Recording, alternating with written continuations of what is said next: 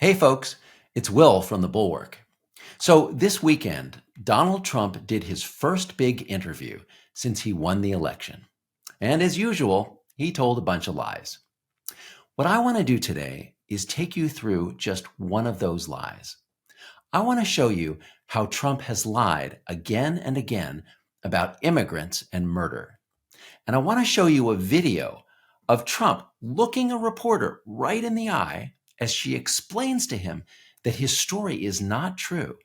And you're going to see him tell her with absolutely pathological confidence that he's right and that all the evidence against him is fake.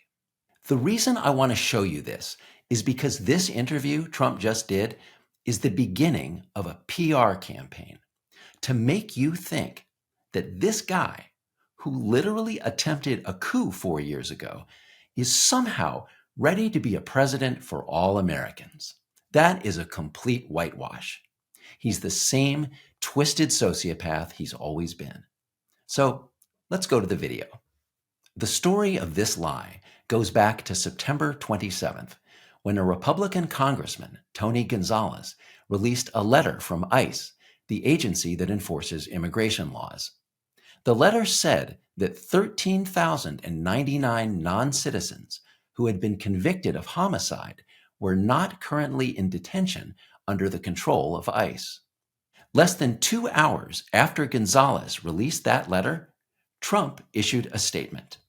He claimed that all those killers had entered the United States during the 3.5 years that Joe Biden was president and Kamala Harris was vice president. That was not true. In fact, later that day, Bill Melugin, the chief immigration reporter for Fox News, pointed out that many of the criminals on that docket had not entered the United States while Biden was president. But that was only part of what Trump got wrong. He also claimed that the 13,000 killers were on the loose. Here's what he said in a speech in Michigan that same day. More than 13,000 convicted murderers have been let out of jail, and they're roaming our streets, their country all over. That claim was also untrue. And the next day, Fox News published a statement from the Department of Homeland Security explaining why Trump was wrong on both counts. The statement said the vast majority of the criminals on that docket, the so-called non-detained docket, had been processed before Biden became president. And many of the criminals on the docket were not roaming the streets. They were in jail. Then, on the morning of September 29th, CNN posted more data from the government. The data showed that the number of criminals on the docket had actually increased more during the Trump administration than during the Biden administration. So those were the facts. But later that day, Trump went to Pennsylvania and repeated his misrepresentation of the numbers. In fact, he invented another false claim. He said Harris was trying to block law enforcement from finding the killers. During her term, it's not even believable, she let in 13,099 convicted murderers. Kamala let in the 13,099 convicted murderers and opposes all efforts to find them and to remove them. She opposes all these efforts. In the 24 hours after Trump gave that speech, fact checkers completely shredded his allegations. Here's an example from Camilo Montoya Galvez, a reporter for CBS News. First, on the question of when these criminals entered the United States. And it is very important to underscore that not every single person with the criminal conviction on that registry has entered under the Biden administration. In fact, official data suggests that most of them have been here for a long time, John, before the Biden administration took office in 2021. And then on the issue of whether these criminals are really, as Trump said, roaming our streets. According to conversations with ICE officials, most of the serious offenders are still in federal or state and local custody, serving their time in prison for their criminal sentences, and are expected to be picked up by ICE upon the completion of that process. Now, you're not going to believe this. But there used to be a time when politicians, even Republican politicians, felt bad when they were informed that something they were saying was clearly not true. And if they didn't feel bad about lying, at least they felt a little bit embarrassed when they were caught lying. Donald Trump's innovation is that he simply does not care. He believes he can keep telling his story, and people will believe him, not the media, not the fact checkers, not the official numbers.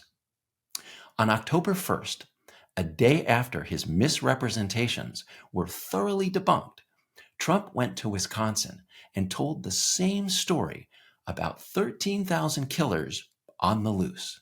And so I'm outraged that over 13,000, the exact number is 13,099, convicted illegal alien murderers are now on the loose.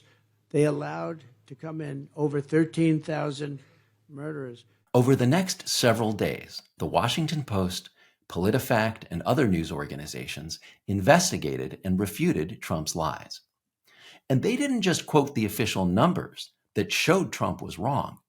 They also asked the Trump campaign to furnish any evidence he had to back up his allegations. And the only thing they got back was a written statement from his press secretary claiming that Trump's allegation was technically correct because every illegal immigrant was, by definition, a criminal. In other words, the Trump campaign had nothing. Nothing about people convicted of murder, nothing about when they came in, and nothing about whether they were roaming the streets or in jail. But Trump didn't care.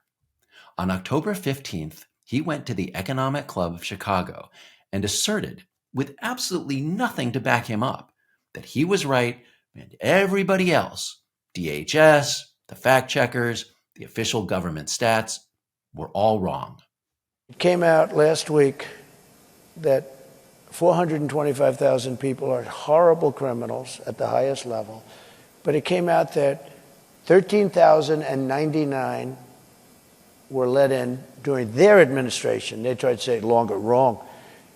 Over the last 3.5 years, 13,000 plus people came in, murderers. They're in jail for murder. And then, the next day, at a town hall with Latino voters, Trump repeated his lie.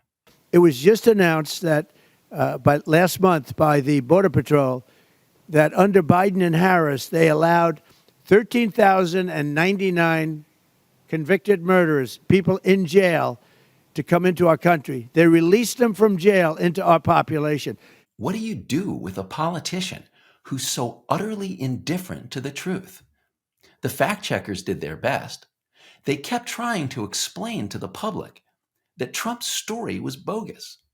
Here's a fact check from CNN on October 18th. And here's another one from the Los Angeles Times on October 21st. But again, Trump just brazenly repeated that he was right and everybody else was wrong. We have 13,099, exactly 13,000 during their term. They tried to say, oh, this is over 40 years now. This is during their 3.5 year that they've been there. 13,099 murderers. At one rally after another, Trump told the same lies. And he never had to answer to the reporters who debunked his lies because he didn't give interviews to the mainstream media. Instead, he went on right-wing media and he gave interviews to friendly podcasters like Joe Rogan. These interviewers were in the bag for Trump. They didn't correct his lies, they echoed the lies. Look at this exchange between Trump and Rogan on October 25th. We had 13,099 murderers dropped in our country over the last 3 years. And 15,000 rapists convicted. Rapists? Yeah. Drug dealers? That interview got more than 50 million views on YouTube. Most people didn't see any of the fact checks. What they saw was Rogan and Trump agreeing on Trump's twisted version of reality. Trump went all the way through Election Day lying about these numbers at his rallies, in his ads, and in friendly interviews. It wasn't till this week on Meet the Press that he finally got confronted face to face. Here's what happened when Trump repeated his story and Kristen Welker corrected him. So we had 11,000 and 13,000 different estimates, 13,099 murderers released into our country over the last 3 years. They're walking down the streets. They're walking next to you and your family, and they're very dangerous. The 13,000 figure, I think, goes back about 40 years. No, it doesn't. No, That it's within the 3-year 13,000 period. It's figure. during the Biden term. No, that was a fiction that they put that out. This was done by the Border Patrol. It's 13,099, and it's during the Biden period of time. So that's it. Trump looked her right in the eye and told her, as though she were a child, that she was wrong and he was absolutely right, and that all those numbers put out by DHS and acknowledged by actual immigration reporters, even at Fox News, were fictional.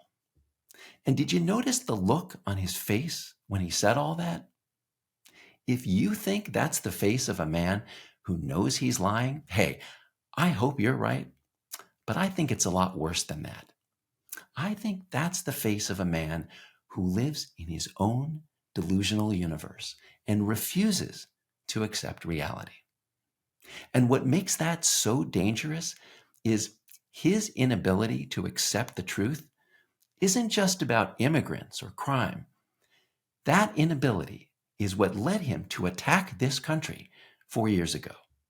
And if you don't believe me, listen to what he told Welker later in the interview. For the sake of unifying this country, will you concede the 2020 election and turn the page on that chapter? No. No. Why would I do that? So there you have it. There is no new Donald Trump. He's the same delusional psychopath who tried to overthrow an election, the same nut job who said we should terminate the Constitution to put him back in power. So I can't tell you exactly where each of those 13,000 criminal immigrants is right now. But if you want to talk about danger to this country, our whole country, I can tell you where the most dangerous criminal is going to be on January 20th. He's going to be in the White House. See you next time.